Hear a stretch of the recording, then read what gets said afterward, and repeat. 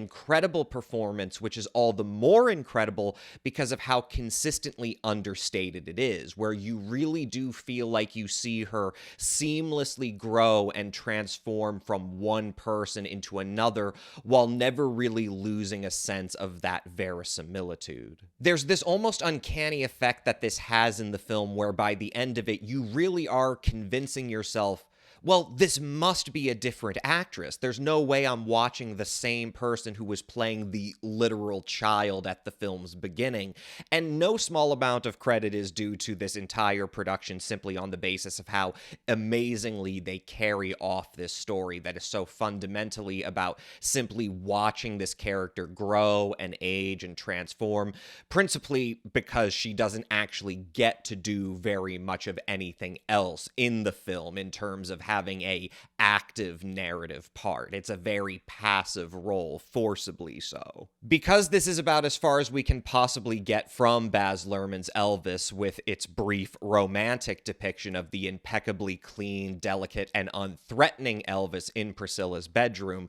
with this production more or less receiving the official seal of approval from Priscilla Presley herself, seeing as she's serving as an executive producer on the film. This is a very grounded, persistently anti-decadent, and at once slight and quietly disturbing saga that is fully from the perspective of this young girl who basically loses the best years of her life because, in no uncertain terms, she is caught up in the charismatic thrall and groomed by this very attractive and sometimes authentically sensitive, but nonetheless deeply troubled older man. Now, nothing in Priscilla is nearly so severe as this year's other great film about the grooming of a minor, by which I of course mean Jamie Dack's incredible feature debut, Palm Trees and Power Lines, but in many ways, in no small part due to its vantage on an iconic subject of popular culture viewed from a less fawning perspective, at least less fawning than Baz Luhrmann's film,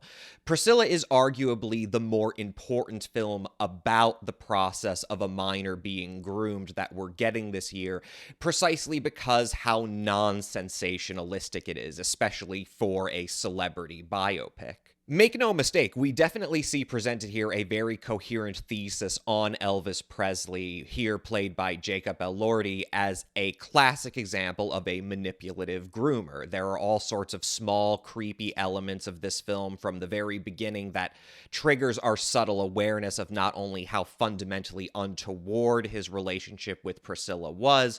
but how we can easily dispense with the sorts of thought-canceling cliches that fans of problematic celebrities often use to minimize or excuse their behavior. In this case, the idea that Presley's romantic propositioning of the teenage Priscilla was not unusual in the context of the late 50s. You see that same argument made about the other famous Southern rockabilly star with a teenage bride, Jerry Lee Lewis. But just like being able to hear actual interviews with Lewis's ex-wife Myra Gale Brown being able to describe her awareness of her young age and how unbalanced Lewis's attraction to her was, the way Coppola dramatizes Priscilla's meeting Elvis is very telling, because it's not actually Elvis who initially approaches her. It's one of his army buddies who, we later get hints of the fact, is specifically trying to find younger American girls for Elvis to come to his parties, to be the sorts of people who, from his perspective,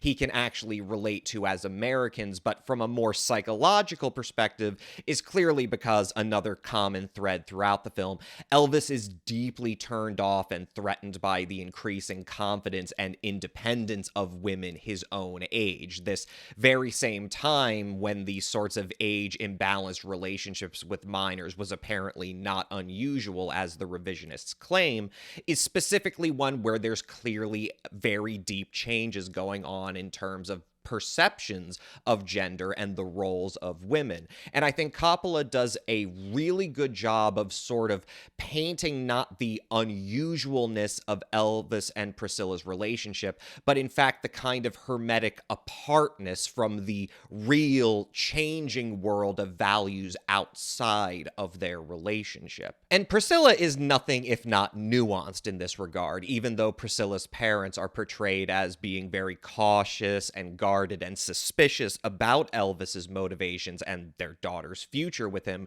Priscilla's mother, played by Dagmara Dominčík, in a small but nonetheless amazing and incredibly important role, will on the one hand shew very typical concerns for the fact that her teenage daughter is dating an adult rock and roll star, and yet when Elvis is invited over to their house one night, she can't help but smile bashfully along with her daughter when Elvis stresses how mature Priscilla is for her age. And yeah, obviously ick, but that's the really beguiling and unsettling thing about Priscilla. On the one hand, from a historical perspective, Coppola does a really good, subtle job of mapping out how this is not a case you can write off as part of the arc of history where people in the past are always just a little less progressive than they are now. From the beginning, Elvis and Priscilla's relationship is not treated as normal. From his friend who first entices her to go to his parties, to Priscilla's parents and their own concerns,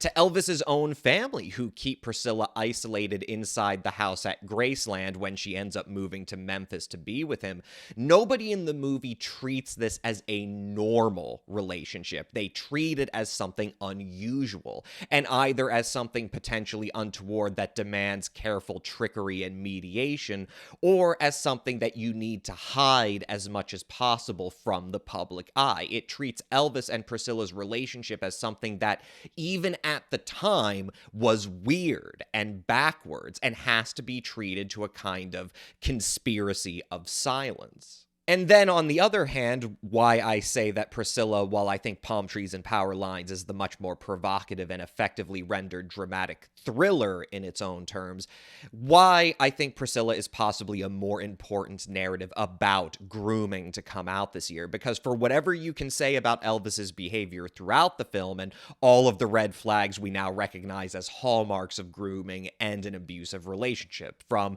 the displays of shallow and charismatic affect to entice the younger person, to the extravagant displays and treatment that are then contrasted with the profound emotional unavailability of the older partner, to the isolation of Priscilla, first from her family and then from peers her same age. She's not allowed to invite any friends back to Graceland, to Elvis's refusal to let her get a job and pursue a career after she narrowly graduates high school, ironically by getting another girl to let her cheat off her final math exam with the enticement that she could meet Elvis, to Elvis's insistence that she only wear clothing and make up her face and hair in ways he approves of, to Elvis's affairs with other women, to finally, of course, Elvis's outbursts of aggression and violence whenever Priscilla hurts his ego or challenges him, the peak of which is when Elvis literally throws a chair at Priscilla that narrowly misses hitting her. Even with all that, what Coppola does an amazing job of doing is dramatizing a story about the grooming of a minor in which Elvis is nonetheless not portrayed as some kind of perverted human monster. Now, I want to make clear, Coppola is definitely more responsible than, say, Lerman is in sort of getting into the weeds of what a kind of cracked and strange individual Elvis was. I especially love how she gets into his various periods of spiritual inspiration, whether it's his leading a literal Bible study in which he starts flirting with another woman. There's almost like an evangelical Manson family quality to Elvis's relationship with his entourage, or his dalliances with Eastern religion and acid. Besides everything else, Coppola thoroughly disenchants us to the idea that was so essential to Lerman's film of this idea of Elvis as simply a naive victim of outside manipulation. He was already a kind of up individual, and all of that money, and I know Elvis isn't technically a hillbilly, but if I can make another reference pulled from Mike Judge's Tales from the Tour Bus, there's nothing worse than a hillbilly with $1 million.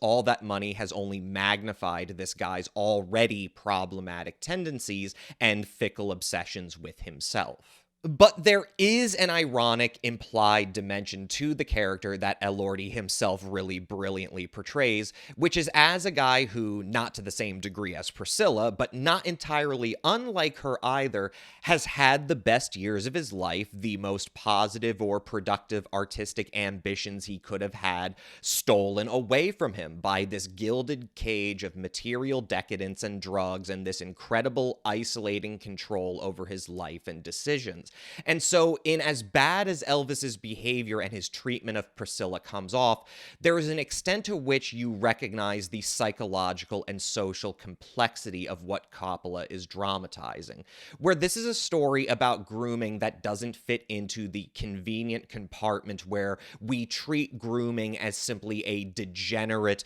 behavior that only spiritually corrupted people do to others. It doesn't portray Elvis's grooming of Priscilla as a conscious act of perversion or to achieve some ulterior motive. Rather, the film is very effective in the extent to which it portrays grooming with conscientiousness about it as a social phenomenon, one that requires all of these individuals around Priscilla, even when they demonstrate serious concern about her relationship with Elvis, to excuse one thing after another, to do exactly what a lot of those fans who would like to excuse Elvis's behavior now do, which is to minimize it to such an extent that before this kid can even get a real handle on what is going on, she's now trapped in a situation where her entire life revolves around the tempest of this one man who she really is in love with, but who he is only really obsessed with her as another object of his own ego. And to that extent, perhaps the most remarkable and challenging thing about Priscilla is how committed Coppola ends up being about portraying the primary story of these incredibly important formative years in Priscilla's life as one of oppressive boredom and monotony, where if not for Elvis's outbursts of violence, if not for his emotional manipulation of this child, you are still left with the extent to which so much of this movie is devoted entirely to just Spanny walking dejected and bored around this lavish mansion at Graceland that only ever feels all the more spare and cheap as the years roll by, and we realize that what we are witnessing is that conspicuous absence itself, that conspicuous absence of anything that really nurtures Priscilla's growth as her own person. And that's certainly going to be the type of story that proves to be too much of a challenge for a lot of viewers. The crowd that I saw it with last week was primarily much older, and by the last 20 minutes, there was already somebody who had literally fallen asleep and was snoring in their seats. And it's hard to hold it against the casual movie viewer, because Priscilla really is a strange kind of movie where so much unsettling and disturbing stuff happens, and yet nothing happens, where even if you're really engaged with it, what keeps eating away at you is this sense of Graceland becoming this gigantic spiritual vacuum, where the only thing that ever really changes is that, ironically, because Elvis increasingly succumbs to his own spiritual malnourishment, his own isolation, is himself increasingly strung out on drugs, ironically, all that changes is that the very person who groomed Priscilla starts succumbing to the very thing that he used to groom her. And this finally starts to give her space to move and to grow as a person, only for, by the end of it, for us to feel like we haven't really gotten the catharsis of being able to see any of that transformation. Where Coppola does this next very challenging thing, where she sort of forces us to take for granted that even with just a little of that power Elvis had going away, even just it going away little by little, Priscilla herself starts to change in these subtle and imperceptible ways, such that, again, the great magic trick of the movie, Spanny is playing an almost completely different person from the one we met 14 years ago, and we can hardly get a grasp on how this transformation happened, because it's all interior. I think this was a really quite good, challenging picture with really good performances especially. I'm going to give it a 3.5 out of 5. I'm afraid I don't have anything nearly so positive to say about Divinity, an experimental science fiction film written and directed by Eddie Alcazar and produced in collaboration with none other than Steven Soderbergh. This movie was allegedly produced without a completed script, and man, does it show, because it would be one thing if it did anything remotely aesthetically interesting, but I don't think Alcazar can even say that. And to the extent to which Divinity clearly aims to be a more experiential kind of art piece that uses certain genre film trappings as an audio-visual springboard for something more abstract, what comes out of it is not actually something that feels at all particularly spontaneous or intuitive or freewheeling, but rather just comes off as what you would get by queuing up literally any random direct-to-video sci-fi action movie on Tubi, and the only thing making it seem less cheaply cynical and more imaginative than it actually is being one really lazy stylistic choice. In this case, Divinity is presented in this really noisy and high contrast black and white, which is only ever occasionally striking to look at in and of itself because virtually nothing else about Alcazar and Danny Healy's cinematography feels more than perfunctory. There's this very overt sense that the filmmakers project of this one most overt aspect of its visual presentation being there not so much to disguise the overall cheapness of the production, though I think there's an element of that unconsciously, but more so to simply advance the pretense that Divinity really is more of an at turns visceral and ephemeral work than it is a straightforward sci-fi thriller that is only distinguished from its canon of similar cheap sci-fi flicks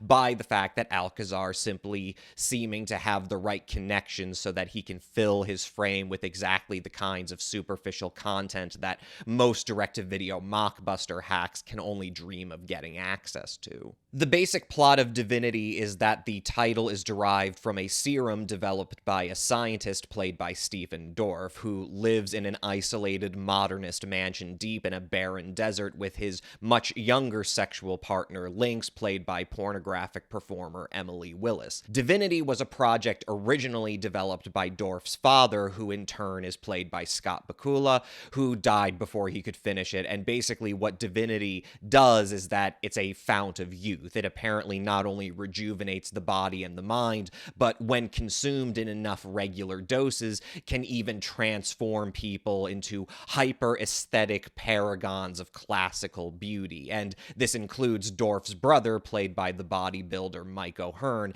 And when O'Hearn is on the screen, that's when Divinity becomes particularly unintentionally amusing and betrays its extent of vulgar pretension, because whenever O'Hearn is in the sights of Alcazar and Healy's camera, Divinity strikes you as nothing more than what if someone decided to construct an entire movie around one of those black and white Giga Chad memes. It should probably also be mentioned that in the post-apocalyptic world of Divinity, fertility rates have gone down so precipitously that only about 3% of the population are reproductively viable, and in this context, when given the choice between starting families and eternal youth for themselves, it seems that what remains of humanity has increasingly descended into endless hedonism, where a character will turn on the TV and literally every channel sells nothing but sex. Enter Jason Genoa and Moises Arias as two shaven-head alien assassins identified only as stars,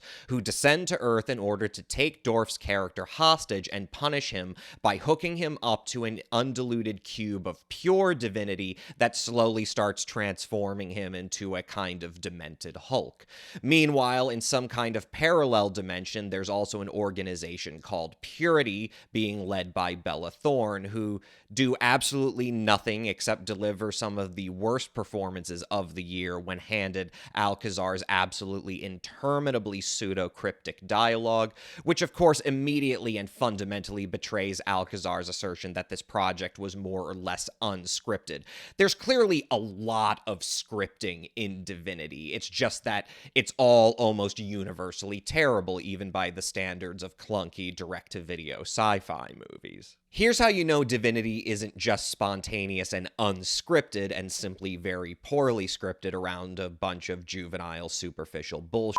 Much of the midsection of the movie concerns a sex worker played by Karueche Tran, who ends up thinking that the two Star brothers are the guys who hired her, and when she realizes what they're doing to Dorf's character and tries to escape, the one played by Jinao simply puts his fingers to her temple and she starts narrating to us about how she suddenly saw everything that they did, understood why they were here, and what their mission was. And then, minutes later, Dorf's character reveals who he is, and Tron is like, oh my god, I can't believe it's that guy who invented divinity, and it's like,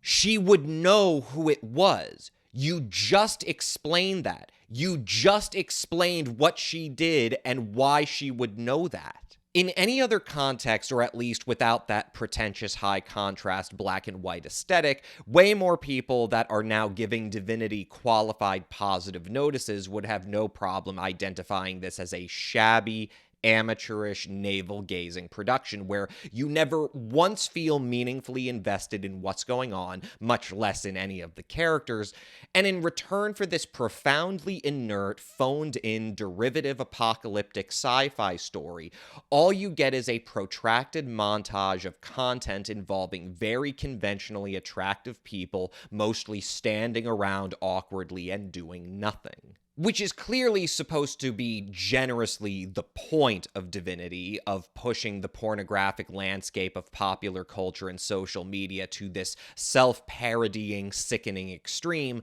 but the problem is that Divinity, in its content-obsessed way, is not extreme or visceral or provocative. It's astoundingly boring. This is not a film that is playing with the visual and aesthetic extremes of sexuality perverted by objectification and capitalism. It's a lazy exponent of those very same porn-pilled fascinations, which gets all the more insulting as Divinity gradually starts to betray its actually rather disturbingly sex-negative worldview, because, spoiler alert, it turns out that the secret to completing Divinity involves taking some of the few remaining reproductively viable women and basically brainwashing them and coercing them into producing fetuses whose genetic material is then used in the youth serum. And in the first case, look, I think it's really gross to do what Alcazar does, which is to take a bunch of conventionally hot women, and especially with Willis as the actual sex worker here, to reduce them to mere objects of implied rape. But on the other level, I also think it's dramatically insulting to the intelligence to use the conceit of unborn children being used for the fountain of youth at all, because as someone who went through Catholic school for 12 years, I instantly recognize bullshit conservative talking points that only ever gesture superficially at respect for women and ethical concerns, but really only ever find themselves sowing seeds of deep pathological fear of sex and bodily autonomy because of some numbskulled visceral repulsion to medical science. This is literally what this entire movie was building up to, some fucking anti-stem cell research dystopia. I'm sorry if I sound severe, but this is a 30-year-old moral panic, and more than anything, I think this kind of perfectly illustrates the general phenomenon of sex negativity that we're observing these days, because Alcazar's film can't help but be lascivious. This is an imagined landscape in which there are no human bodies present that don't look like they should be modeling underwear or becoming nightlife influencers or being among the most successful OnlyFans sex workers. This is a landscape that is so unsubtle in its projection of a kind of dystopian sickness born of a world in which notions of sex positivity have only furnished further capitalist exploitation rather than truly freeing people of gender and sexual repression. But Alcazar is such an unimaginative hack himself that not only does he contribute to the exaggeration of how mainstream this kind of pornographic content is, but his diagnosis of a perceived social social ill can't help but work its way around to the most basic kind of warped, repressed sex negativity there is, where he's literally unknowingly, and I'm being charitable in assuming it's unwitting and not an active dog whistle, he's literally unknowingly, spontaneously coming to the kinds of patronizing views of sex workers and irrational phobias of medical science that are hallmarks of the most extreme and warped types of religious fundamentalists. And to a certain extent, I guess that does make Divinity something of an important movie, for as boring and stupid as it is, I really do think this speaks so definitively to an increasingly widespread sex negativity in our society, where you have this increasingly atomized, isolated, precarious, and lonely generation of teenagers and younger adults who are being overexposed to pornography, but where that overexposure and the gulf between what they see on so much of social media in terms of content about casual sex and relationships is so distant from what's possible for them to achieve that they end up having these exaggerated fantasies of all of this spectacular hedonism that they're not a part of, and that feeds into a deep sense of repression that then in turn contributes to a wave of reactionary sex negativity, where you've now got all these college kids online complaining about unnecessary sex scenes in movies, and it's like, what are you talking about? Where is all this unnecessary sex? Is it happening in the room with us right now? Divinity is certainly a movie of its moment, of this moment of shallow fantasy, of exaggerated perceptions and expectations of the world around you, and of that curdling fear of sex itself that is going to lead lots of people to exactly the conclusions that Alcazar's film comes to, which is, again, almost a verbatim transcription of fundamentalist Christian propaganda, but with the delusion that this is actually ironic or satirical in some way. And look, there's a lot of people I'm seeing, even people whose positions on this one are broadly mid to negative, who are saying things like, well, this is bound to be polarizing, but it's at least cool to see a film that is this committed to being just totally weird. And I'm sorry, people, we need to cut the f***ing shit. Divinity is not weird. It's boring and stupid. Shin Ultraman is a weird movie. When you structure a superhero film around 5 acts like abridged episodes of a hypothetical TV series, and instead of using state-of-the-art visual effects to make things look convincing, instead you use it to make it look fake, that's weird. When Evil Lurks is a weird movie. It's weird how Demian Rugna shoots things in such a non-stylized way, but where the plot is so contradictory and removed from a sense of clear continuity that it feels like a dream. That's weird. Priscilla is f***ing weird. It's weird to see a story about this up weirdo Elvis Presley grooming a minor from the minor's perspective, where she has complicated, infatuated feelings with the person grooming and abusing her. That's weird and uncomfortable and exciting. Weirdness should always be stimulating, but Divinity is not weird. It's boring and stupid, and before anyone says my standards for it are too high, my standards are not too high. I will thoroughly enjoy a stupid movie if it's not boring, and I will thoroughly appreciate a boring movie if it's not stupid. But Divinity is both boring and stupid. I am giving it a 1.5 out of 5, another most recent entry into my bracket of worst movies I've seen this year. Anyway, that about wraps it up. Go see Priscilla. Don't get suckered into Divinity. Like, subscribe, bell, yada yada. My name is Ian Garcia. This is Devotional Criticism, and this was the new movie diary. I'll catch you guys next time.